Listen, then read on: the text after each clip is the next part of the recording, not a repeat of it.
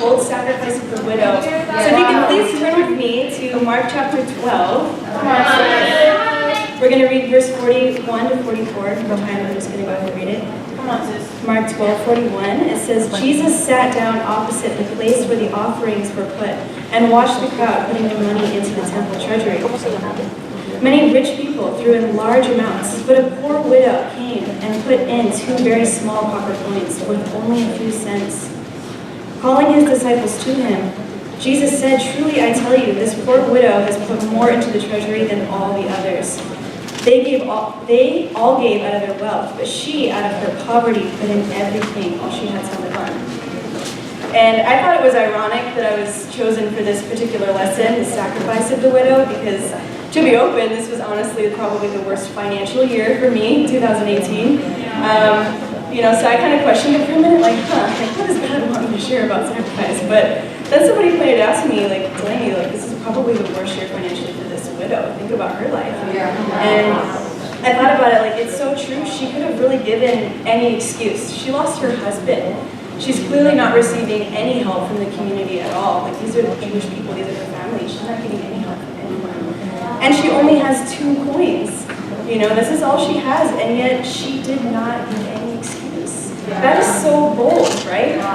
And it just makes me want to ask, do you have excuses in your giving? Do you say, oh, but my bills, but my rent is so high, my life, I did. I had excuses. Let's be real. This is something that everybody struggles with. Money is something that Satan uses against everybody. You're kidding yourself if you've not struggled with money.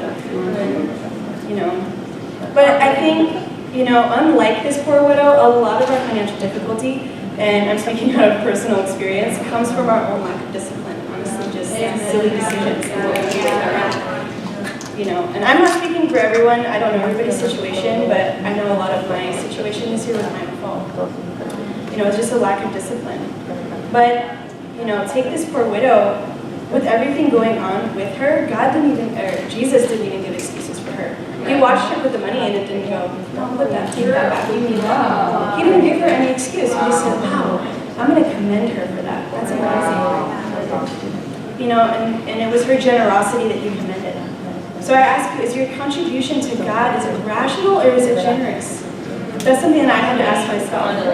Because just because you're in campus, maybe you have a part-time job, that's not an excuse. Just because you're in singles, you're a mother, you're a wife, whatever it is, there is no excuse. There's no valid excuse.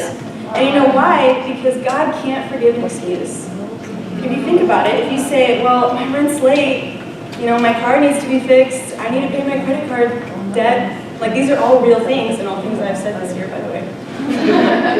God can't forgive that because you're not seeing your sin in it. It's I have to do these things, right? But God's okay, well, how am I supposed to forgive that? Where's the sin? But if you confess that you made a mistake, you made the wrong decisions, and that you need help, God can forgive you and give you the strength to find a way out. And so it's awesome because by the miraculous grace of God, I actually never missed my contribution this year, and I didn't miss my special mission.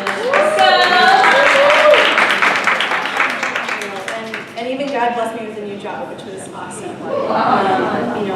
But really just something to think about. The pledge drive is coming up. Is this something that you've given thought to? These are things that we need to build deep convictions on to really protect our heart. This happens every year, guys. This is always something that's going to tug at you. Have you built a deep conviction about this? My charge to you is let's all have the boldness to get rid of the excuses, and just be generous givers to the glory of God.